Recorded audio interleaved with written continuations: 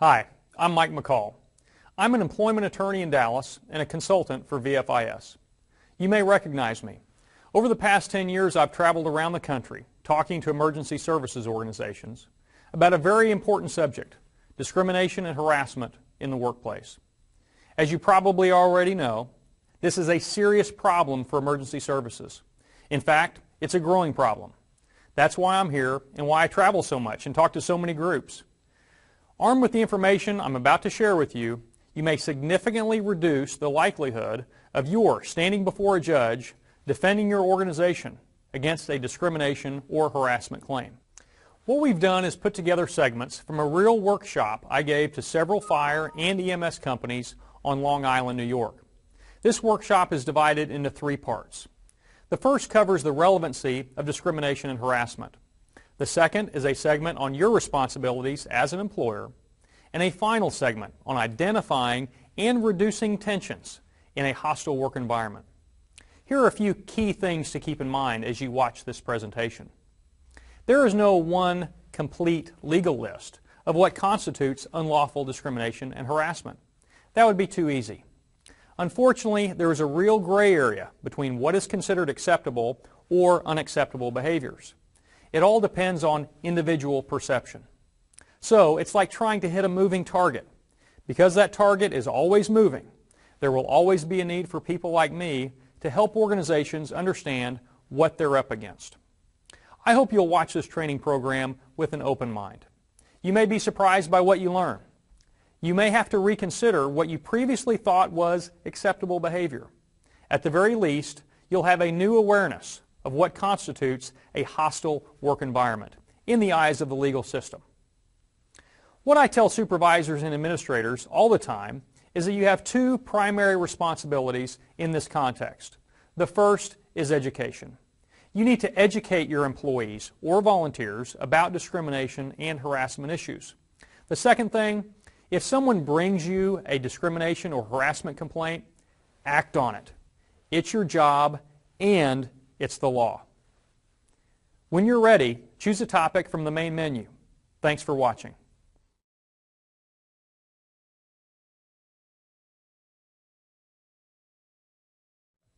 In this first segment, I'll show you why the issues of discrimination and harassment are relevant to emergency services today. Goals of tonight's session. Basically, I'm going to be peeling back some layers of the onion. Okay, I'm hopefully going to be digging deeper than the basics.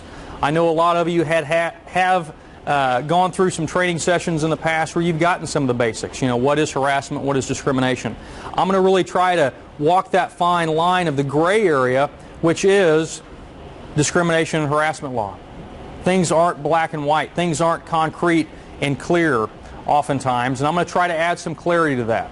Okay, split some hairs and define what may be inappropriate behavior, conduct, language, and what crosses that line of unlawful behavior. Okay. Also, your responsibilities is going to be a focus of the discussion tonight. Accountability is something that you're going to hear a lot of.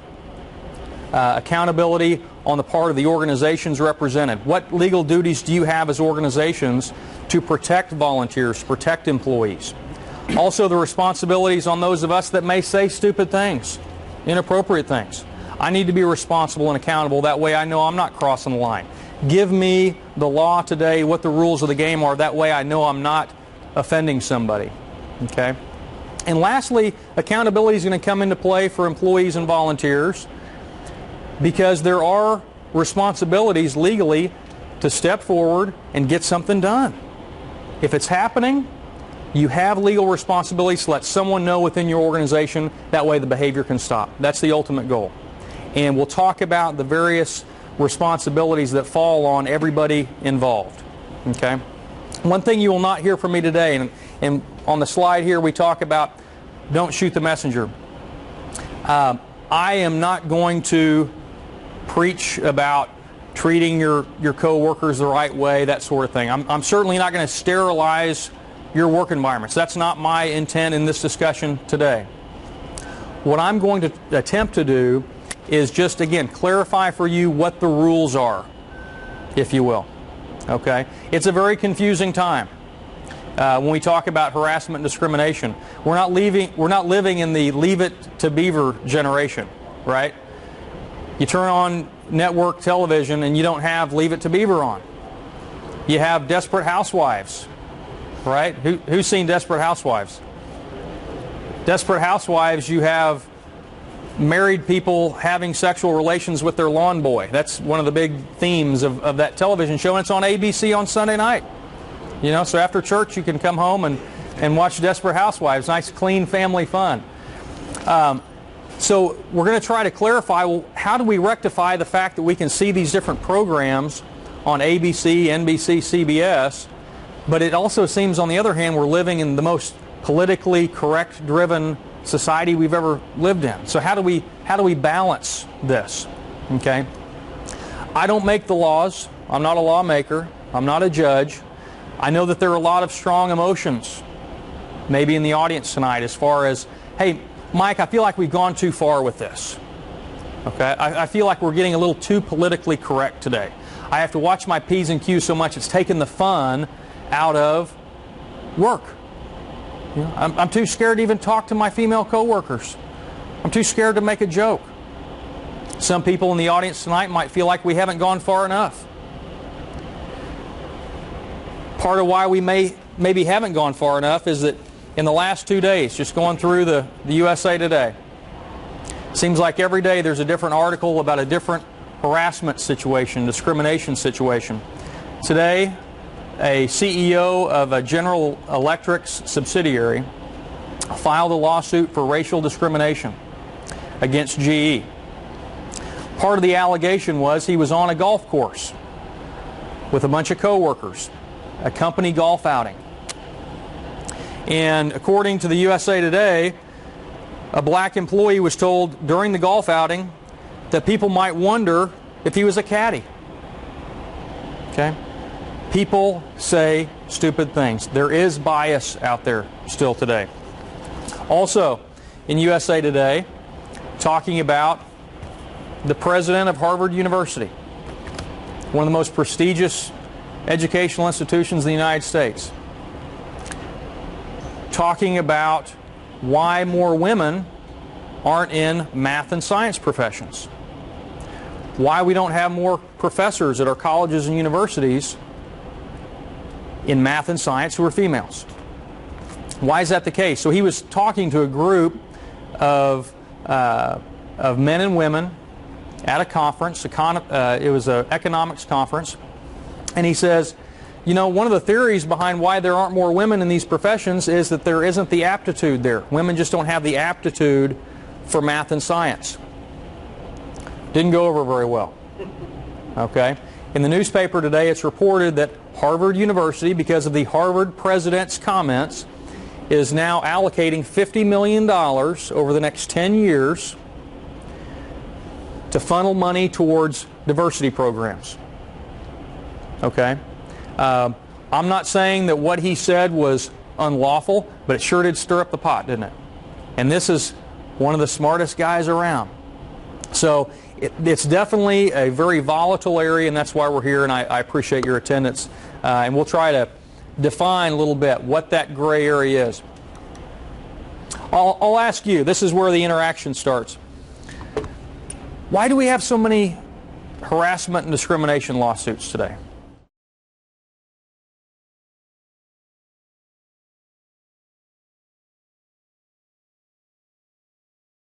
First off, wrongdoing still does occur. Okay? And there's a reason why we hit this first, as to why we still have so many claims. We talk about why I have a job, because people continue to put their foot in their mouth. Okay? People continue to have racial bias, sexist attitudes, sexual harassment. As long as you have different genders or same genders working together, you're going to have the innuendos and the come-ons. So I don't want to downplay that. In fact, I want to emphasize it right off the bat, that this line that we're going to focus so much on today that can be crossed, I'll tell you, it still gets crossed. I could tell you war stories for days about inappropriate things that are said and done but I think we all know that these prejudices and biases still exist. So that's part of the reason why we continue to see these issues pop up. Do people know their rights? They may think that a lot of lunchroom lawyers out there, right? That's what we call them, lunchroom lawyers.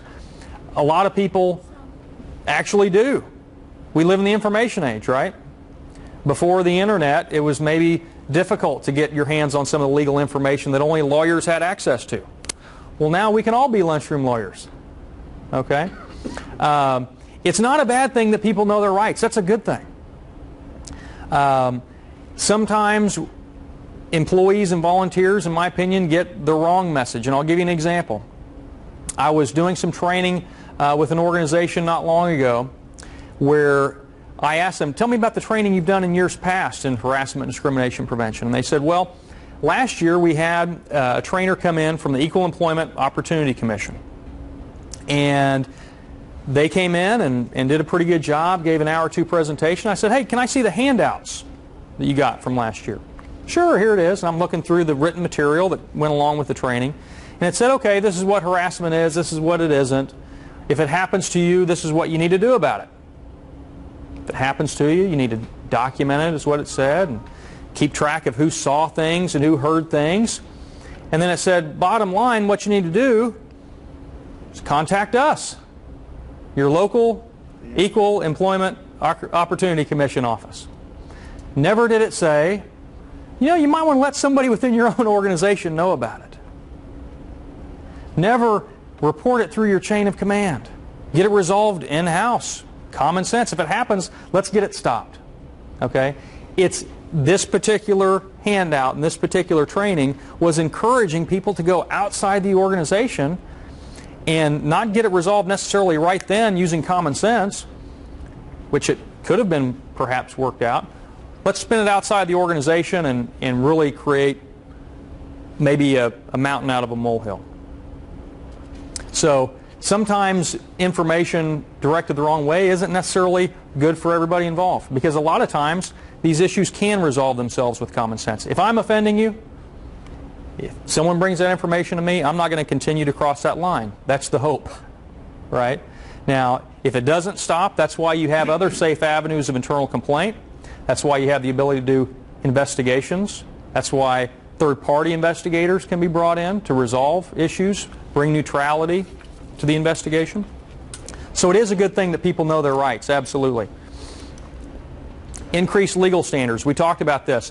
What you had to do as an organization in 1990, before Anita Hill and Clarence Thomas and sexual harassment law became so developed, in 1990, what you may have had to do to protect yourself as an organization was probably have a policy on the shelf somewhere.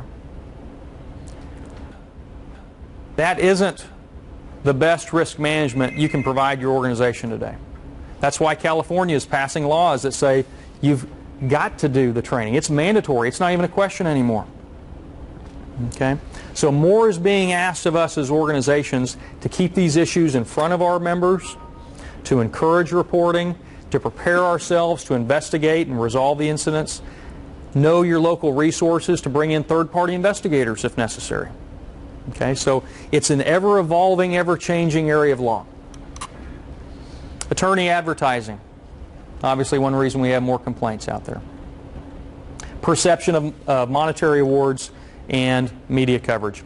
I was in Florida recently, working with two separate organizations in 1 week. On a Monday and Tuesday I went to one organization, Wednesday and Thursday I went to another. It was the end of the calendar year. And these communities, at the end of the year, the local newspaper comes out with the top 10 news stories in the community from that year. The first organization I meet with said, yeah, last year on this top 10 list, our harassment complaint was the #2 story in the community for this year. A couple days later, I go into a different organization. End of the year, I say, interesting that they're listing the top 10 news stories in your community. Oh yeah, last year we were #1 for that discrimination complaint. Okay. This is sensational, and especially in the fire service or EMS. I mean, there's no question about it. It's sensational, newsworthy information. One of the reasons we also see contributing to the frequent claims, the severe claims, and I am not happy to report this necessarily, but a lot of times I'll go out and meet with different organizations, and there is this river of denial, I call it. There's this denial that, you know what, that only happens in the big city. That only happens at Microsoft or General Electric, okay? That only happens at the organizations with 1,000 employees or more. All of our people here get along. That would never happen here. The NIMBY, not in my backyard attitude, can leave you vulnerable as an organization. Okay? I'm not saying that it's going to happen tomorrow or the next day or that it ever will happen, but these types of claims, these types of incidents, these type of problems can happen in any organization, large or small. All volunteer, all career personnel, every organization is vulnerable. I put here a Forrest Gump quote. Forrest Gump, for some reason, was one of my favorite movies. Tom Hanks, you know, he won the Best Picture, or not Best Picture, but Best Actor for his portrayal of Forrest Gump. And when you think of Forrest Gump quotes, what do you think of? Any pop to mind? Life is like a box of chocolates. You never know what you're going to get, right? It's kind of that way with personnel law. You know, you never know who the new person's going to be, what biases they're bringing into the organization, okay, who the next offender is, let's say. And you also never know who the next potential person is that might sue your organization. I hate to say that, but we don't have a test. There is no pre-screening test we can take or give our personnel that says, hey, are you going to sue us one day? Will you mark down on this piece of paper if you're racist or if you're a sexist? You can't screen for this stuff. And so part of it is that, you know, it's just part of people working together. You never know what bias is being drug into your organization. And so part of this is the solution that I'm proposing today is not to scare you in anything, but just to say, hey, let's try to understand the risk a little bit better. Let's try to understand what the rules of the game are. Let's try to understand when I'm crossing that legal line. That way we can be compliant. That way we can protect all of our members from the harasser or from the person that has the biased views. That way they know they can turn to people within the organization. We'll get it taken care of. One of the experiences I just wanted to talk about from my past, and here we're going to talk about some accountability. I was fortunate enough to work for a federal court judge in my hometown back in Oklahoma. And that's where I really started getting interested in personnel law. Because quite frankly, you sit through these cases, these jury trials, and they're talking about contracts or, you know, something really boring. Well, it's pretty exciting when you get in there and talk about harassment and discrimination and, you know, kind of these juicy details and stories about emotions and anger, and it's kind of like a soap opera, right? But one of the things I found interesting in working for this judge is that in talking about harassment and discrimination cases, his number one goal was he just wanted to make sure that the people asking for their day in court, wanting this jury trial, he just wanted to see that they had proper protections in place. You know, when this alleged harassment or discrimination occurred back then, he wanted to know, hey, what was done at the time to protect this person? It's pretty simple. I mean, before you look at any case law or statutes, it's just common sense. What was in place at the time to protect this individual? Common sense judge. This is where accountability comes in. He wants to see accountability on the part of the organizations, and he wants to see accountability on the part of the person that is now stepping to the plate and filing a lawsuit, wanting his or her day in court. Accountability. He's going to basically look at that organization and that attorney there and say, okay, what did this organization do at the time to prevent workplace harassment? What was in place to resolve any complaints that came in? In other words, was this organization negligent at the time? Did they ever talk about harassment or discrimination? Did they ever inform personnel about who to turn to within the organization? Did this organization ever tell its members, hey, we can do a very thorough internal investigation, but we also have the right to bring in a third-party neutral investigator to help deal with your situation? Was any of that done? Or was it like many organizations that we saw that said, well, we had a policy on the shelf. Is that good enough? Our probationary members, when they join the organization, we give them a policy, never mind the fact they haven't seen it in 10 years and we haven't reviewed it in 10 years and we never train on the subject matter. Those are the organizations that the judge didn't like. Okay? But if the organization could point to some things tangibly and say, yeah, these are the things we did at the time to prevent these incidents, prepare ourselves to deal with them. That's where accountability came in. And then the shoe's on the other foot. The judge would basically look at that employee or volunteer and his or her attorney, of course, and say, I want to know if you were accountable at the time. What did you do at the time to resolve this matter? Common sense. In other words, hey, you're willing to step to the plate today and have these attorneys take the time of these 12 citizens in the jury box and take up my time as a judge. What was done at that time to get this issue resolved? Accountability came into play. And part of the reality, folks, is that a judge simply can't hear every single case that comes before him. There's got to be those that he says, you know what, boy, this employer was really bad, and this one's going to get to a jury. Okay? Other ones, because the docket is simply too full, the judge has to say, you know what, accountability comes in. This organization did everything right at the time. And this employer volunteer never reported it, never gave the opportunity for an investigation, in-house or third party. So am I really going to let this case go on now? Accountability, common sense. This is part of the just common sense analysis that is part of employment law.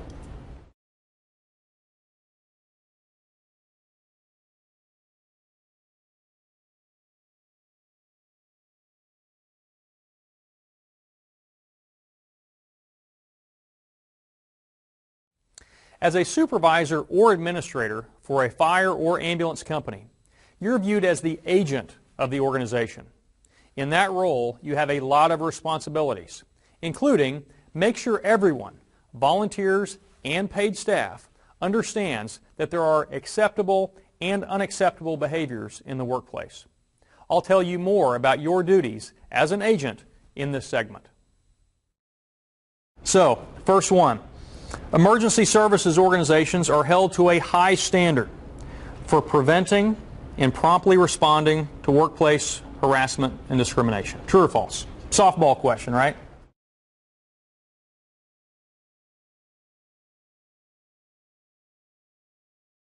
Same legal standard.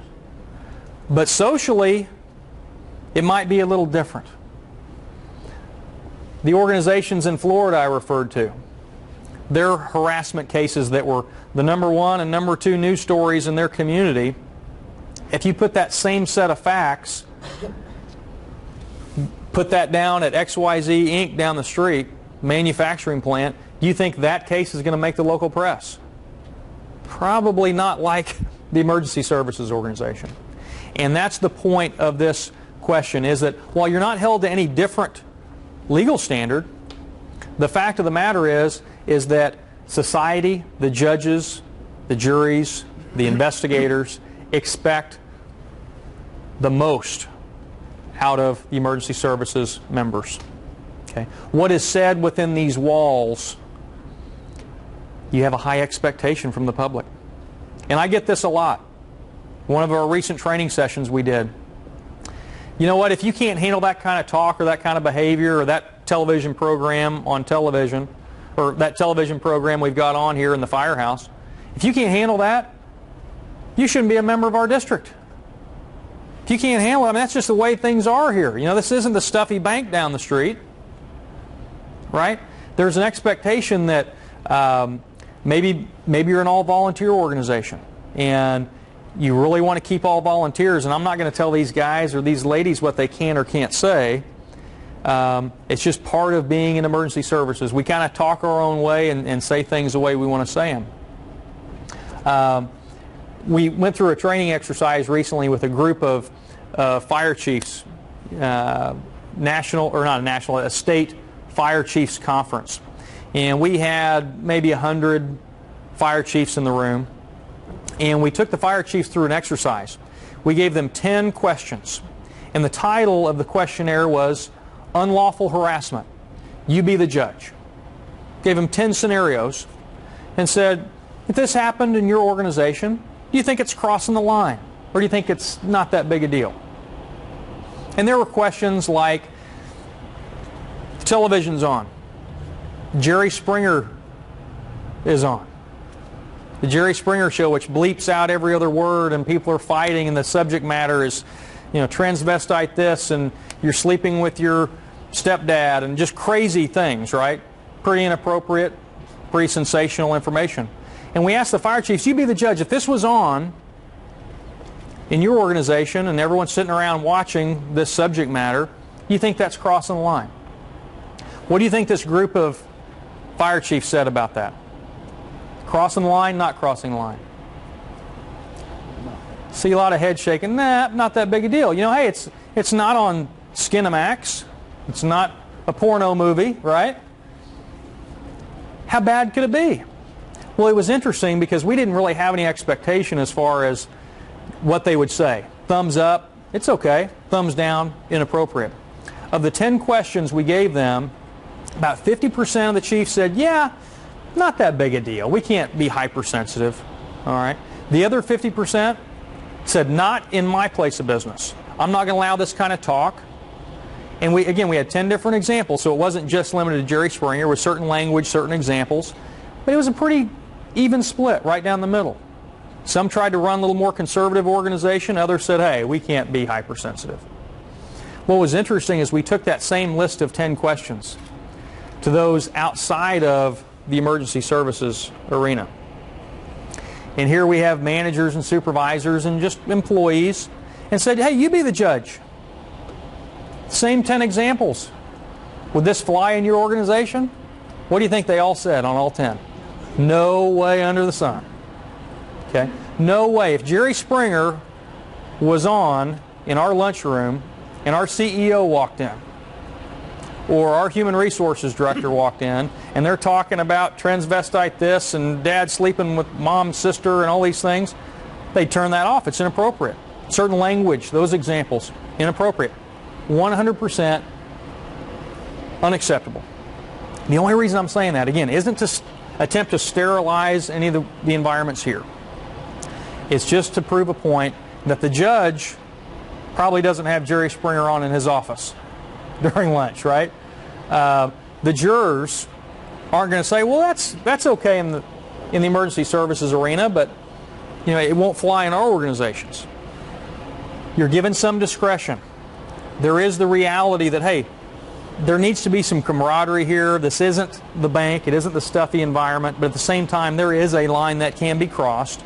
So just know that reality is there, and you're going to have to walk that fine line of what we can let folks say and do and what wouldn't fly in any of the other organizations out there. Question 2.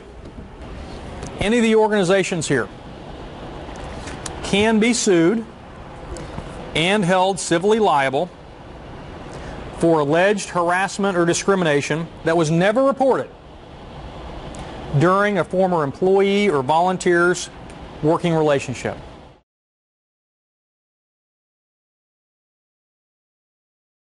But why might someone say, hey, I'm not going to complain during my working relationship? That's not very fair to you, is it?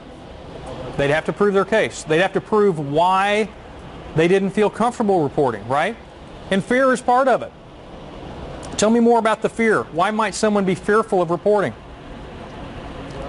Lose their job. Okay. Anita Hill waited years to make this allegation about Clarence Thomas. She said she feared reporting. Clarence Thomas was in a lot better position within the organization than I was, right? Who are people going to believe, me or him? You're absolutely right. The answer to question 2 is, yeah, you can be sued, which you can be sued for anything, but you can also be held civilly liable for something you never knew about, was never reported to you. You can be held liable for something you never knew about, and you had a policy that said, hey, if it happens to you, Here's who to report to within the organization. Doesn't seem very fair. One of the things my dad taught me, and you can probably tell from my accent that I'm not from this part of the world, right? My dad, just kind of a good old boy, he told me early on, he said, Mike, get this in your head. Life isn't fair. The only thing fair in life is down on 10th and Main, and that's where you get cotton candy and ride the Ferris wheel. And a lot of people don't like this part of the law, quite frankly. They don't think it's very fair that someone can never complain during the working relationship, come back, sue us, and we can be held liable for it. Doesn't seem very fair. Well, the organizations in this room, or any organization that could ever be sued, will get its chance to respond. Okay? You can be held liable. Does it mean you will be held liable? The answer is no. But you have to do certain things. Let's explore this non-reporting issue, because this is something we see as a real trend out there. There are a lot of cases where they don't tell you during the working relationship. And they come up with arguments, and a lot of them are very valid, quite frankly, as to why they didn't report. Let's go through a few of them. They fear retaliation. They fear, hey, if I make a complaint, I'll be completely isolated in the work environment. Okay? I'll be the person who's run out of the organization. I'll never have a future here.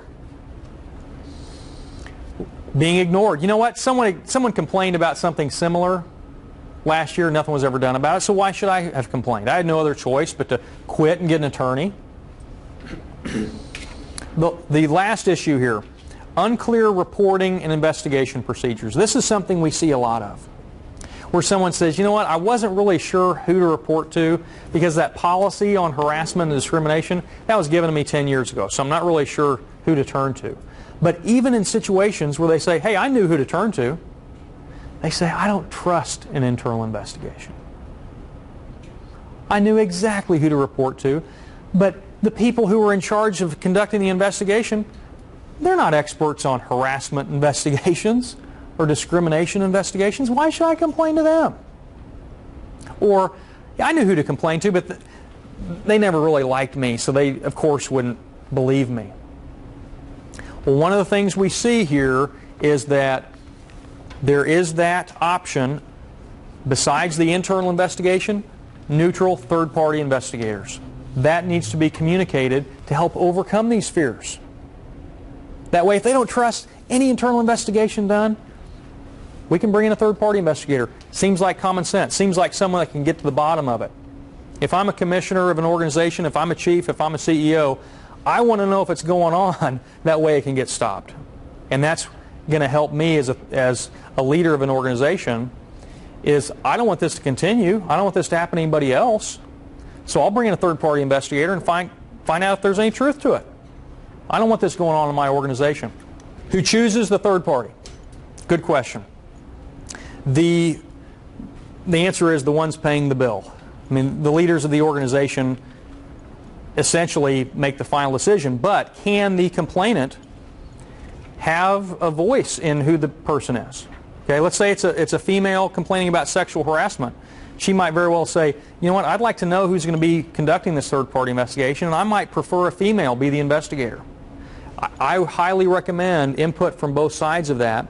And the bottom line is, you want people who have experience in investigating harassment and discrimination complaints. You don't want somebody learning on the job. And their professional reputation is at stake. And their professional reputation demands neutrality. Because if it's found out that they conducted a shoddy investigation that may have covered up harassment or discrimination, there goes their career. Okay, so I personally haven't come across an investigator, a third-party investigator, that was so biased because this organization was writing the check. You're writing the check, so I'll be neutral. If I got bad news to tell you, I'll tell you. The question is keeping the investigation as confidential as possible. Absolutely, absolutely. One thing I'll say is you cannot promise absolute confidentiality. You cannot guarantee it. And that's something that someone might come to you and say, hey, I'll complain about this and I want it investigated, but I want absolute confidentiality. Well, to a certain extent, you have to tell those within the organization that have a need to know. That way a fair investigation can be done. Sure, people are going to find out when they're interviewed and questioned, but it doesn't mean you're going to send out an email to everybody saying, hey, tomorrow we've got our investigation going on with the third-party investigator. So you've got to keep it contained as possible, which is very difficult in a lot of organizations, especially the smaller organizations. Now, I told you that first we start with the premise that, yeah, you can be held liable for something you never knew about. Well, let me tell you, the organizations are also going to be given an opportunity to defend themselves. This person says he or she couldn't step forward, feared reporting, didn't trust the internal investigation process, had no other choice but to go outside the organization and get an attorney. Well, a judge is going to give an organization what's called an opportunity, an affirmative defense, is a legal terminology, to say, hey, tell us your side of the story. Okay, the ball's in your side of the court now. Tell us what you had in place to prevent the harassment in the first place and promptly and correctively respond to a complaint. Okay? Show us what you had in place. Prove to us that you were not a negligent organization.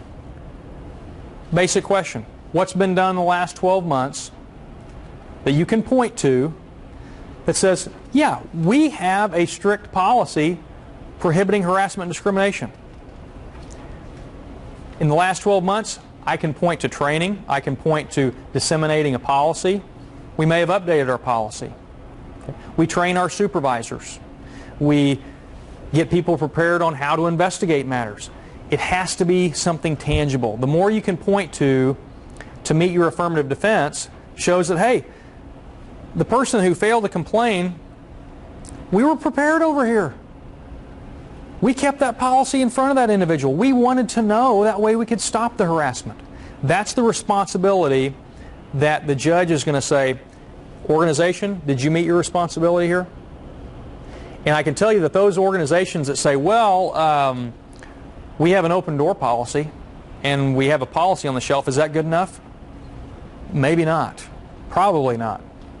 You want to be able to show that you are a proactive organization, that you really do. There is some strength, there is some teeth to that policy. The question is, like the example of non-reporting, the first time you ever hear about an allegation is communication from his or her lawyer.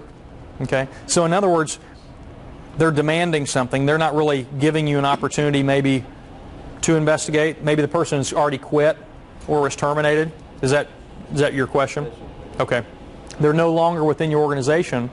Well, first thing is that you need to still do an investigation. Because while that person might be gone, maybe the alleged harasser is still within the organization and there could be other victims. Okay, you need to get to the bottom of it. There needs to be an internal or external investigation. Now, if attorneys are already involved, that might be all the more reason to bring in a third-party investigator, or at least give it consideration. Okay, get your attorney involved immediately. Obviously, you don't want to sit on that one, right? But you're bringing up the excellent point, and that is, we're sitting there saying, hey, we didn't really have a chance to address your concern at the time. And so the question is, will the organization be held liable for something you never gave us an opportunity to respond to?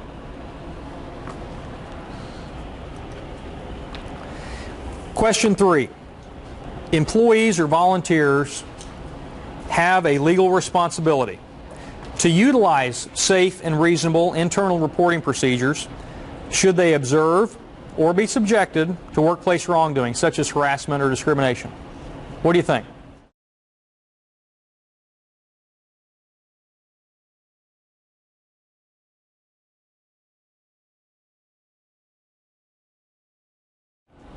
The answer is true. Right? The answer is true.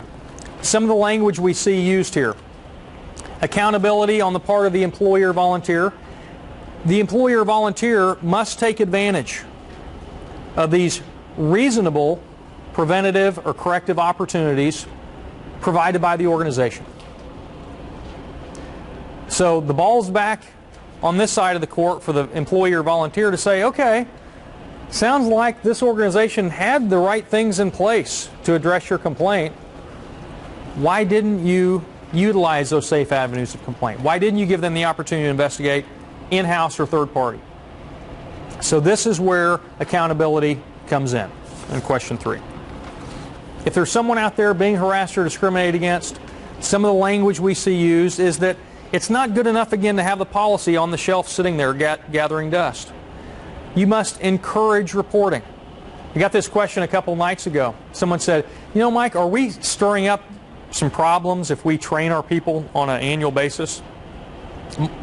Might not that have a spike of complaints resulting there? Well, the answer is, if you don't do training and you don't keep the policies in front of them, you're wide open. You want to encourage them to step forward. You want to know about it. Encourage reporting. Advertise your policies and reporting procedures. That's pretty strong language. Advertise.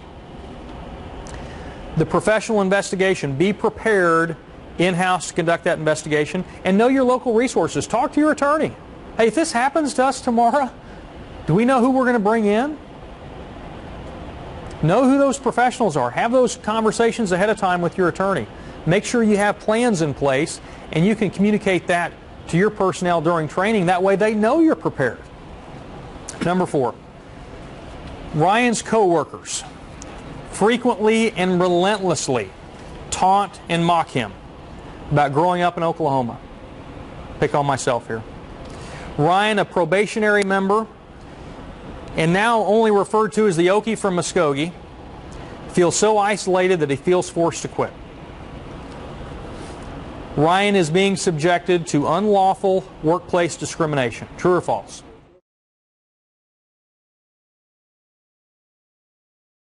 Anyone say false? Have a few false. Why false?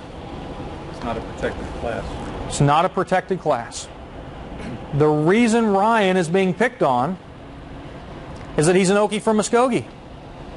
Is it wrong? Sure, it's wrong. I mean, Ryan, he should complain in-house and it should stop, right? If he's being frequently and relentlessly taunted, teased, mocked, it isn't right. A lot of you would probably say, hey, I'd react to that the same way as I would if he was being taunted or teased because he was a member of a protected class. His national origin, his race, his color, his gender, okay? But the reason he's being teased and taunted is because he's an Okie from Muskogee. It's not right. It's inappropriate what's happening to Ryan, but he could not go to court. Case would get dismissed because we're talking about civil rights violations. Would it fall into harassment as opposed to discrimination? Good question. The terminology, I'm being harassed. This is a hostile work environment I'm being subjected to. My boss is running all over me. Okay? Relentless. Have we all had bosses who are jerks somewhere along the line? Pretty much everybody, right? Unfortunately, there's nothing unlawful about having a jerk for a boss. You know, in fact, I brought a little prop. I bought this t-shirt for my sister. It tells you a little bit about her personality. I don't discriminate. I hate everybody. I hate everyone. You know, there's nothing wrong with that. Sure, there's something wrong with it morally, but legally, you can be a jerk equally to everybody. But the problem with that, in letting someone have that type of attitude in your organization, is someone might say, yeah, Mike's a jerk to everybody, but he's a bigger jerk to me because I'm a member of this religion, I'm this color, this race, this national origin. Okay, so it's not a good business practice to allow the jerk to continue being a jerk. But technically, there isn't anything unlawfully discriminatory about hating everybody equally. Like I said, my sister, this fits her to a T. It says a little bit about her personality. But absolutely, the answer here is false. Maybe inappropriate, it's not unlawful. Who's protected from discrimination? I have a list here of who those legally protected classes are. We have federally recognized protected classes, and we can also have state recognized. The state of New York, for example, sexual orientation is a legally protected class, whereas in other states it isn't. When we look at discrimination law, what we're looking for is equal treatment, not preferential treatment. Sometimes we think of affirmative action plans Sometimes we think of quota systems, things of that nature. Really basic discrimination law is you're looking for equal treatment. How protected class members are treated versus non-protected class members. It's the law of comparison. Disparity in the workplace. Obviously, if someone is refused selection into your organization, no hire, no selection, you're not a volunteer, you're not an employee, that's pretty clear if it's based on a protected class. Retention, promotion, same training opportunities as others, same benefits, all different aspects of the working relationship. But one I want to focus on here is the last one, and that is receiving the same conditions or opportunities as others. And the reason I want to focus on this is often a very common basis for a discrimination claim. Might be at the heart of a discrimination claim, and that is same conditions or opportunities. Pretty vague. Explain that. Well, how someone's treated. Are they isolated in the work environment because of a religion, national origin, race, color, gender? They're getting the same pay, the same benefits, the same training opportunities, but they're treated completely differently. I was doing a training recently in another state, and it was a group about this size, and it was about a 3-hour training session. Had about a 10-15 minute break, and as people always do before the session began, everyone's mingling, talking, joking around. During the break, everyone's mingling, joking, talking. After the session, same thing. Well, I thought it was interesting, this one particular group, there was one African American in the entire training class. And I think I would have noticed this if it would have been anyone being subject to this type of behavior, but it was interesting that no one talked to this individual. And I'm not accusing this organization of discrimination, but I just thought it was interesting that he kind of sat in the back of the room, no one talked to him, no one interacted, no one joked with him for the 3-hour training session. And granted, this could have been the biggest jerk within the organization. Maybe he'd earned that reputation where no one wanted to talk to him. He wasn't a lot of fun, whatever it was. But you know, it's that type of evidence, if you will. It's that type of testimony where someone says, you know what, yeah, we just didn't like him. Where he or she can show that, you know, I wasn't part of the team. I was isolated in the work environment. Whenever I walked into a room, the conversation stopped. If I didn't like what was on television and it was sexual in nature, I was told to leave the room if you didn't like it. If that happens once, maybe not that big a deal, but you know what? If tonight I'm sitting around the table and we're talking about issues and the subject matter turns to sex issues and I don't like it, hey, you don't like the conversation, you can go elsewhere. Tonight it's that. Well, tomorrow I don't want to watch the rated R movie that's on and it's all sex and you don't like it, go elsewhere. That type of consistent isolation can be evidence of unlawful discrimination. When we talk about what's appropriate or inappropriate, let's face it, we're getting mixed messages, right? Again, we're not talking about living in the Beaver Cleaver era. We're talking about ABC, CBS, NBC. Yet we're dealing with this political correctness. What's maybe appropriate to watch on television may not be appropriate to talk about in the work environment. Doesn't make a lot of sense to me. You may have heard about the Jerry Seinfeld case. There was an employment law issue that dealt with the Jerry Seinfeld episode. Probably have a lot of Seinfeld fans here. I know I am. The episode was dealing with Jerry meeting this girl, and they go on a first date, and they make out. And he forgets her name. And so the whole episode is him sharing with Elaine and Kramer and George that, you know, gosh, I can't ask her what her name is now. We already made out, right? So the whole episode was him trying to find out what her name was without flat out asking her what her name was, because she was really into him. She thought Jerry was really neat. So he says, well, did people tease you a lot, you know, growing up about your name? Kind of fishing, right? And she says, well, are you kidding me? You know, when your first name rhymes with a female body part, what do you think? Yeah, I got teased all the time. So the whole episode, he's trying to figure out what's the female body part, what's her name? Well, finally, at the end of the show, he gets busted. She figures out that he doesn't know her name. and the name is revealed. And you're left up to your imagination to figure out what the female body part that her name rhymes with.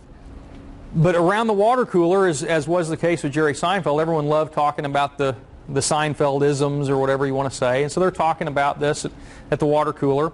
And someone says, yeah, and her name was this, and it rhymed with this body part. And someone said, well, what is that? It's kind of, I'm not a doctor, and I'm not a female, so I don't know all the ins and outs of male and female anatomy. So someone says, well, what was that? Someone literally gets a dictionary out and says, well, this is what it is, and this is the definition, and this is the body part. And someone in this workplace, probably been to a class like mine, says, well, this is offensive. I can't believe we're talking about female body parts at work. This is inappropriate. She files an internal complaint with the organization. The organization, who's hypersensitive, hyper-paranoid, says, well, gosh, we can't allow unlawful harassment. This person's offended. She wants heads to roll. We got to fire this guy. They fired him.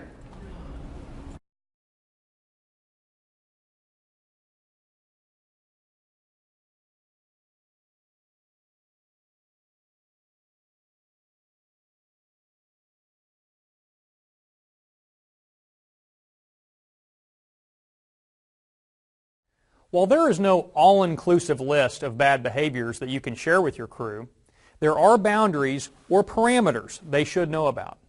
In this segment, I'll describe what a hostile work environment looks like and how you can help keep the peace. When we think of what is sexual harassment, I know this is basic, but when you think of sexual harassment or unlawful harassment, what type of conduct do you think of? Sexual? Can you have harassment based on any of the protected classes? Can you have a hostile work environment based on someone being teased about their religion? Sure. So this unlawful harassment can be on any of the protected classes. We think of sexual. Give me some, not examples. I don't want to hear any dirty jokes, right? Or, don't flash me.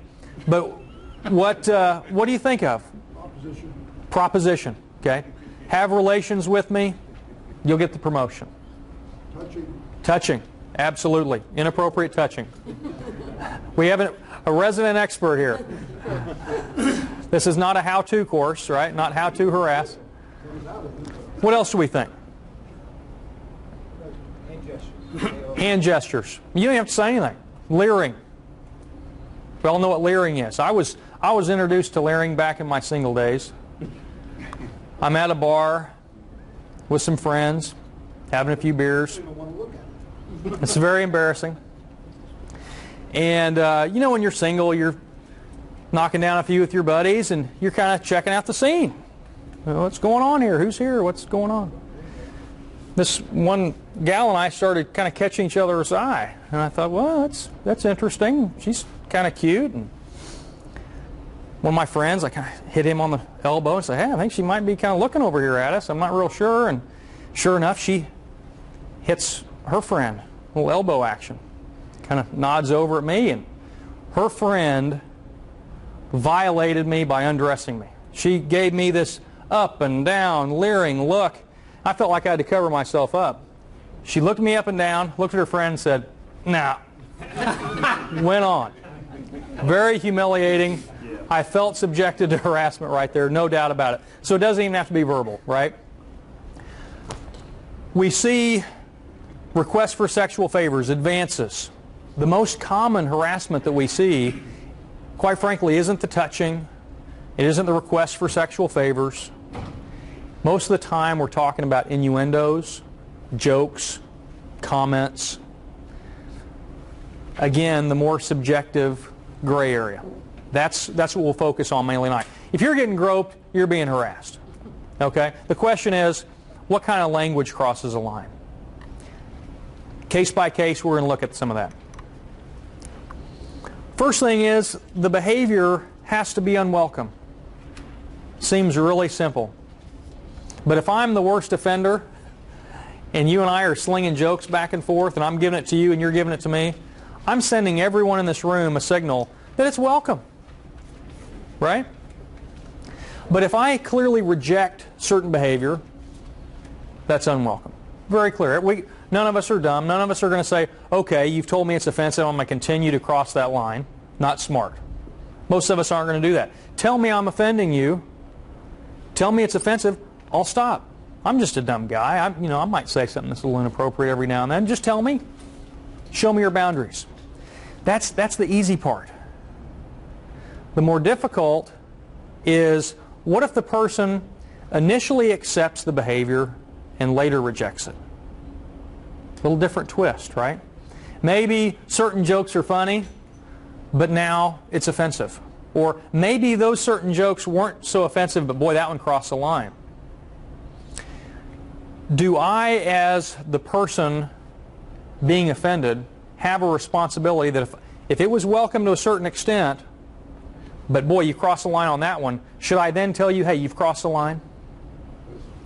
That's what we hope will happen, right? That's what you hope for, absolutely. And quite frankly, we see situations where if I'm the worst offender and then I'm kind of silent and say, well, boy, that one was a little too offensive, so now I'm going to go get an attorney and sue. Accountability is going to come in there, okay?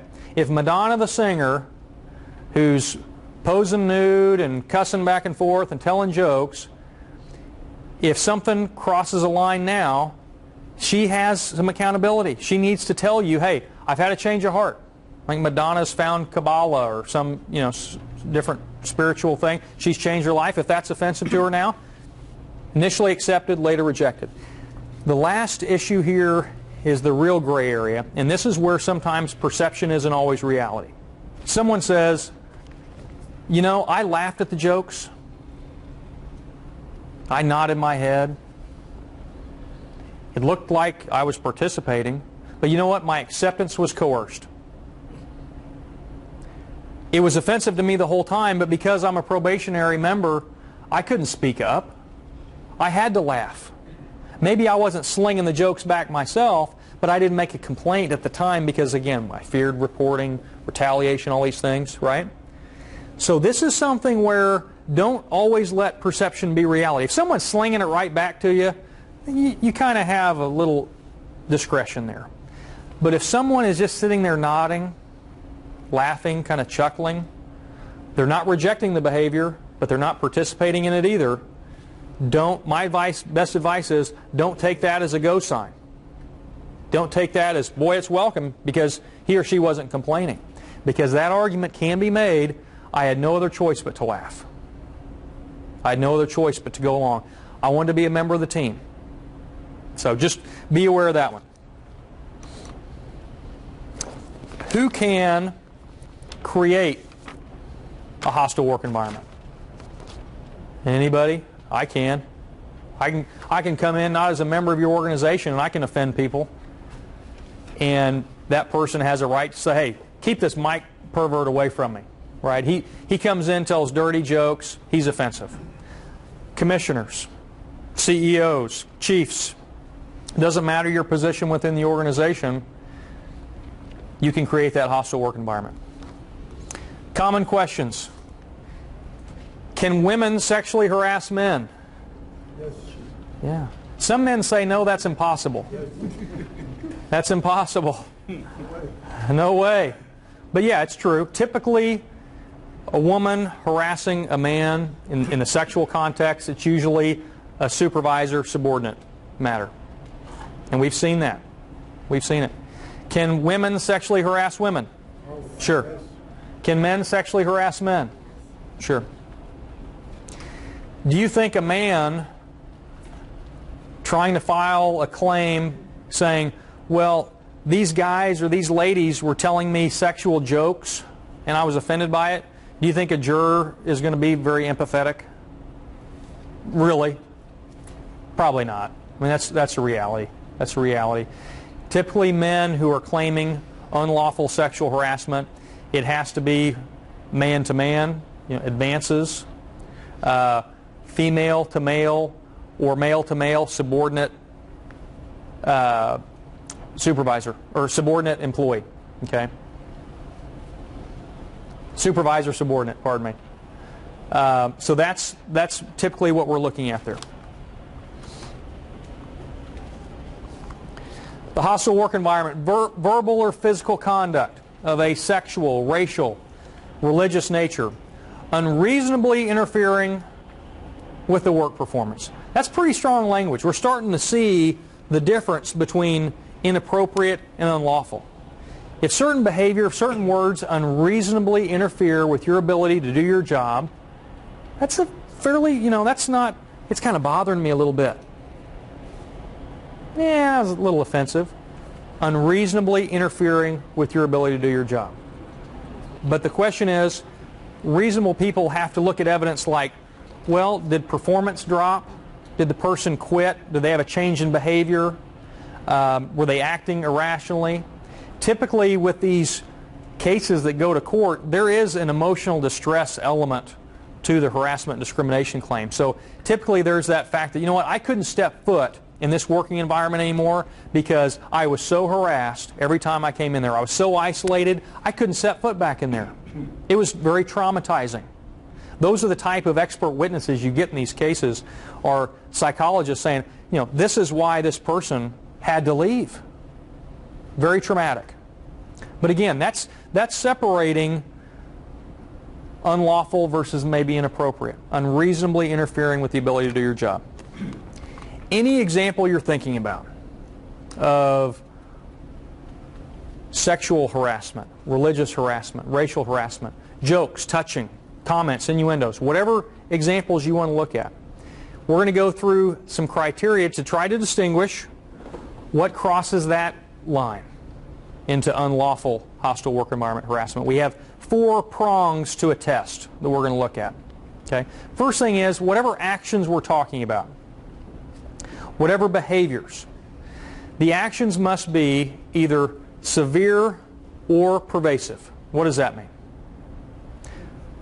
So severe that the action only has to happen once, or maybe rarely. But it was so severe that it alters your workplace experience. Give me an example of something that only has to happen once. Yeah, a sexual assault, right? Physical touching. How about something verbal? Doesn't have to be limited to sexual in nature, remember. Maybe a rated X movie shown one time. That could be enough. Pictures, graphic in nature, porno, whatever you're looking at. What else verbally? Could only have to be said once. Racial slurs. Racial slurs. Racial slurs. What's that? Proposition. A proposition, absolutely. Only has to happen once, and I may not want to come back and work with this guy, right? You get the point on the severe. But what if it's not so severe? And this is where we see, again, most of the scenarios. What if it's something that, if it happens once, not that big a deal. It's a joke. It's a comment. It's an innuendo. It's a little email that went around. It's not so severe, but what if it's pervasive? What if it's repetitive? Such that the cumulative effect that, I've worked here for 6 months, I've worked here for a year, and every day I'm working and I'm around these guys, it's a different sexual joke. It's a different sexual comment. The conversation is sexual in nature. So it becomes a defining condition of working here. Okay? Different racial joke, racial comment, religious, whatever issue we're talking about, it becomes repetitive, it becomes cumulative, that's pervasive. You don't have to have both. You don't have to have both severe and pervasive. It can be one or the other. Now the next question is, well, we all have different opinions about what's so severe and what's so pervasive, right? I mean, again, it's relative.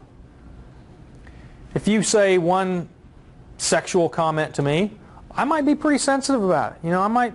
That might really insult my moral integrity. Or I might say, hey, you got to come with something better than that, right? I have a relative who got a dirty phone call. Perverted phone caller. This girl, she says, "Is that all you got? You can't come with any more dirty talk than that?" She was carrying on a conversation with the obscene phone caller. She wasn't offended by the one comment. Someone else could be offended by the one comment. We all have differing opinions. What if you have a hypersensitive person? Well, in determining whether or not it crosses that line, severe or pervasive, you have to meet two tests. First, was the person complaining actually offended? Okay? That person has to show that, yeah, I'm not the kind of person that slings it back all the time. I don't have the foulest mouth in the organization. I have to show that those sexual jokes or sexual comments were actually offensive to me. Well, the next thing is, also most reasonable people have to agree that, yeah, I agree with you. That was offensive to me. So let's go through two questions to emphasize this. Tom is extremely offended by sexually related comments made by coworkers while on the job. Because Tom regards the comments as offensive and unwelcome, the coworker's statements would be considered sexual harassment. So there's no doubt about it. Tom's offended. It crosses his legal line. Sexual jokes. What do you think? He's pounding his fist. He says, I'm offended by this. Heads need to roll. This is unlawful harassment. If he believes it in his heart of heart, is that not unlawful?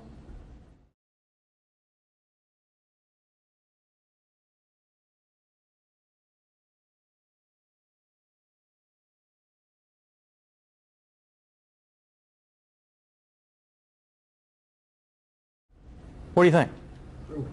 True? Anyone say false? This is where some of the balance is. This is where some of the fairness, some of the discretion. Just because it's offensive to Tom doesn't mean it's automatically unlawful harassment. Because what if he is a little hypersensitive? What if the sexual joke or comment was what was on Seinfeld last night? Could be very offensive to him, but you also have to meet that objective test. If most reasonable people agree that what was said on Seinfeld was so offensive, then yeah, you might be dealing with unlawful harassment. But we also can't let the tail wag the dog. If Tom is offended by talk about Jerry Seinfeld, or hey, there's a Maxim magazine laying around, and the fact that this magazine's laying around, I want to ban all magazines that show any flesh. Well, Maxim magazine isn't a Playboy. It's not a Playgirl. It's not a Penthouse. Okay, you can buy it, a 10-year-old can buy it going through the checkout line at the grocery store. You might be offended by it, but we're not going to ban all newspapers because they might have underwear ads in them. You know, we're not going to sterilize the work environment. So here's where some of the balance and discretion and common sense comes in. You might have a conversation with Tom. Say, hey Tom, we're going to try to keep the Maxim magazines out of here. We're going to try to keep the sexual talk down, but hey, you got to realize we can't be sterilizing this work environment. No one's going to want to work here. You know, let's compromise. Let's use common sense. So that's the point of that question. There has to be some balance. Let's read number 6. Tammy receives multiple email jokes that are sexual in nature from 2 coworkers. Tammy forwards several of these emails to friends outside and within the organization. Most reasonable people would believe the content of these email messages is offensive and would probably constitute sexually harassing material. A couple of weeks later, Tammy lodges a formal complaint with the organization stating the coworkers that sent her the emails are guilty of committing sexual harassment. True or false?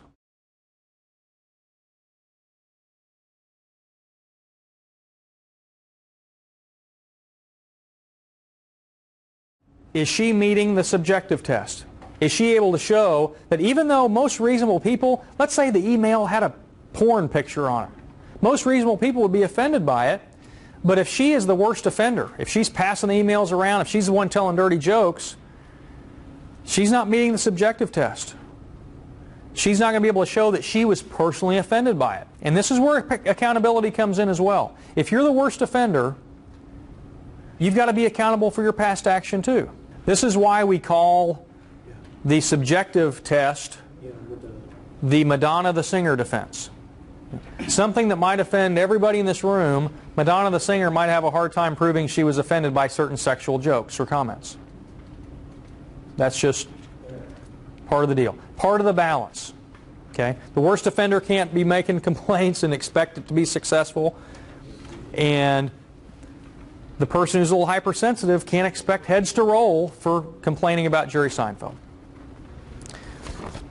One last hammering in the point of What behavior crosses that line? Some of the language again. Does the talk, does the behavior, do the actions, does it unreasonably interfere with the person's ability to do their job? Do the words kind of shock the conscience? You know, again, if it's Jerry Seinfeld, that's not shocking the conscience. If it's clearly crossing that line where it's shocking the reasonable person, you got problems. Are the words being used as weapons? What does that mean? You know, is the joke being told out in front of everybody for everybody to hear? Ha ha ha, inappropriate, stupid. Or is a sexual comment being made with no one else around in a corner, you're looking that person right in the eye and you're propositioning them? That's a power deal. It's not just the words, it's the circumstances. We see situations all the time where people are driving down the street, no escape route, and certain comments are said. That's a little different than a stupid comment in front of everybody else. So you have to look at the context. How are the words being used? Everything's circumstantial there. Let's look at the next question, question 7. And I'll fly through these. Employees or volunteers must first tell the person responsible for creating the uncomfortable, harassing environment to stop making the comments or otherwise cease the behavior in question. Must you tell the offender, hey, it's offensive to me?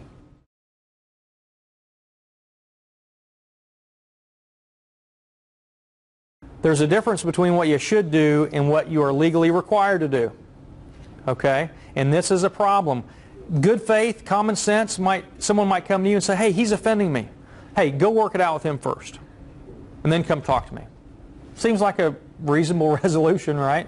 That's probably what we could or should do. What might that person say who's the alleged victim of the harassment? He or she might say, I went to my supervisor. My supervisor said that I was forced, that it was required that I confront the harasser. I didn't feel comfortable with that. That's why I had no other choice but to quit and get an attorney. Okay? You're not required to do it. We see some policies out there where it says, step 1, tell the person offending you to stop, that it's offensive. First time I read that policy, I said, hey, sounds reasonable to me. How that can be used against you is the same thing. It says right here in your policy, tell the person to stop. I was required to do it. I didn't feel comfortable going to the person in this position in the organization. That person had a lot of authority and power. If you're going to use any language like that, follow it up with, it's not a requirement. You are not required to confront the person who's creating the problem for you. It ought to state it in your policy, and it should state it in your practice. You should state it. Next question. Employees or volunteers can only be held responsible for their discriminatory statements and or actions while on duty. True or false?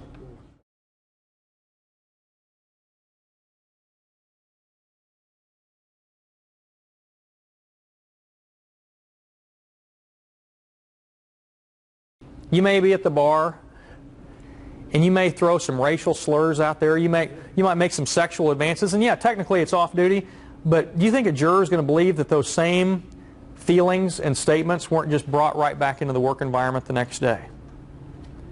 That's the problem here with question 8, is that the argument that, you know what, you can't hold me responsible for the sexual advances or sexual propositions I made at the bar. Well, that's fine, but typically there are other complaints saying, yeah, the same talk happened while on duty, if you will, within these walls.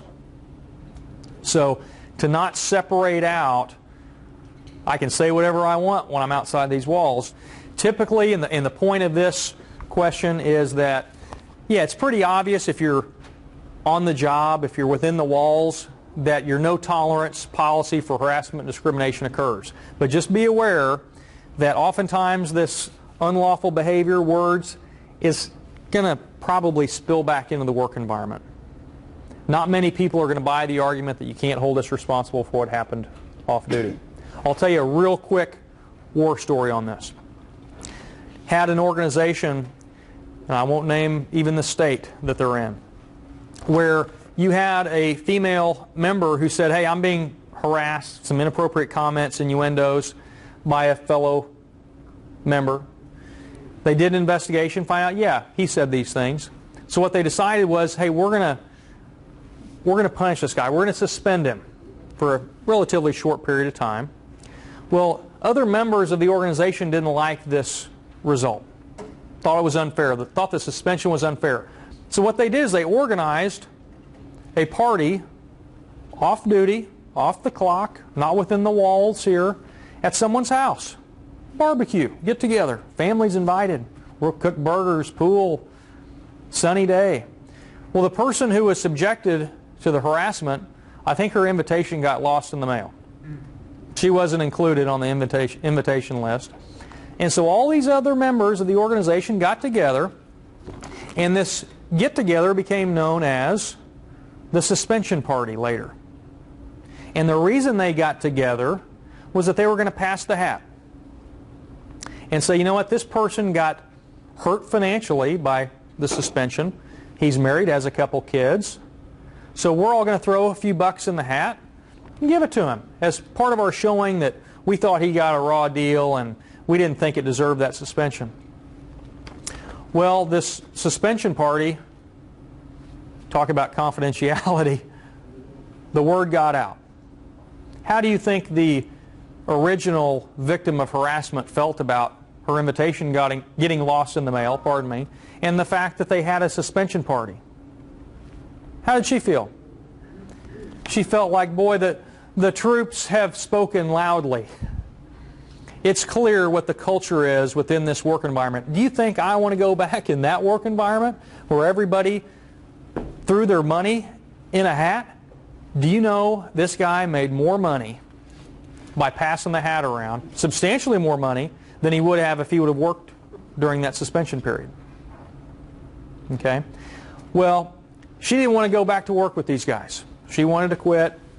What happens? Lawsuit. What do you think the members of that organization said as far as their defense? Happened off duty. You can't hold us responsible for this get-together. And I talked to the leader of the organization. I said, hey, before this suspension party happened, did you know it was going to happen? Well, yeah, I caught wind of it. Did you do anything to try to stop it? No. Why not? Mike, if I told them not to have this get-together while off duty, they'd tell me to go fly a kite. So I didn't tell them anything. And I said, well, I wish you would have tried. I wish you would have tried to do something to stop it. Even if they would have had it anyway, it shows that, yeah, I'm the leader of the organization. I knew it was going to happen. I didn't even try to stop them. That can be spun. Make a long story short, no one's going to buy the argument that those same sentiments that happened off-duty at the suspension party weren't brought right back into the work environment the next day. No one was going to buy that argument.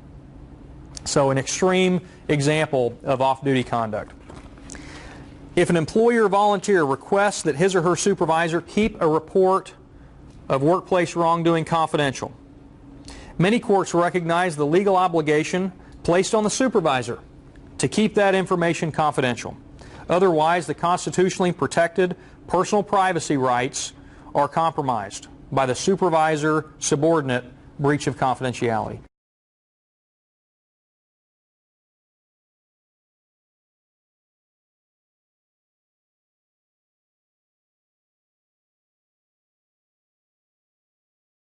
Someone comes to you as a leader, as a supervisor, and says, hey, I'm going to tell you something, but I don't want you to do anything about it. I don't want to make a big deal of it. I just want you to know. I don't want a big investigation done. I'm just venting here. I think you ought to know. Keep it confidential. See a lot of heads shaking no. I like that.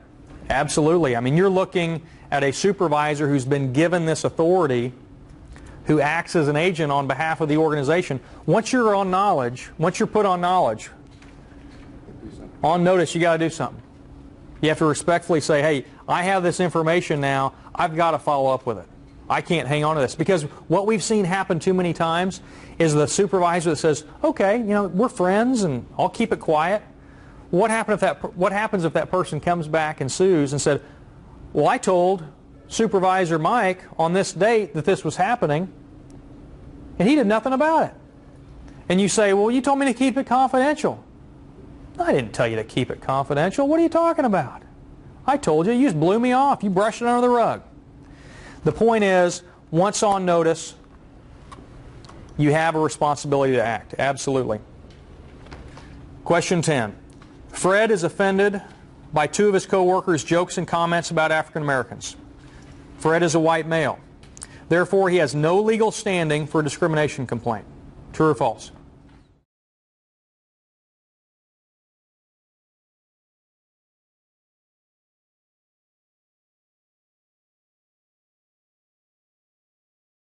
He's a white male.